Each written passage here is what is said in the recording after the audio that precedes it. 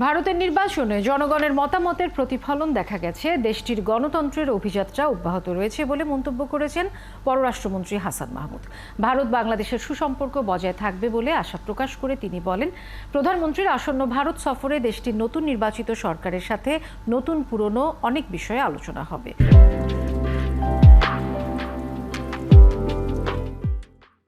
পররাষ্ট্রমন্ত্রী বলেন, ভারতের সাথে বাংলাদেশের সম্পর্ক চমৎকার, তাদের সাথে রক্তের বন্ধনে আবদ্ধ, সেটির সাথে অন্য সম্পর্কের তুলনা হয় না।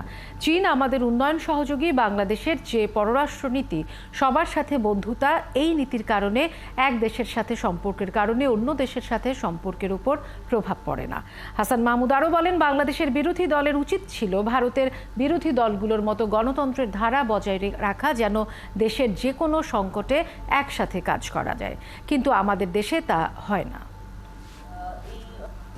আমাদের সম্পর্ক ভারতবর্ষের সাথে অত্যন্ত চমৎকার এবং ভারতবর্ষ আমাদের স্বাধীনতা সংগ্রামে আমাদের যেভাবে সহায়তা করেছে, ভারতের মানুষ যেভাবে সহায়তা করেছে, ভারতের সেনাবাহিনী যেভাবে সহায়তা করে আমাদের মুক্তি বাহিনীর সাথে যেভাবে রক্ত ঝরিয়েছে, সুতরাং ভারতের সাথে যে সম্পর্ক সেটি স্বাধীনতা যুদ্ধের মাধ্যমে যেভাবে রক্তের বন্ধনে আবদ্ধ হয়েছে, সেটির সাথে তো অন্য কোনো সম্পর্কের তুলনা হয় না।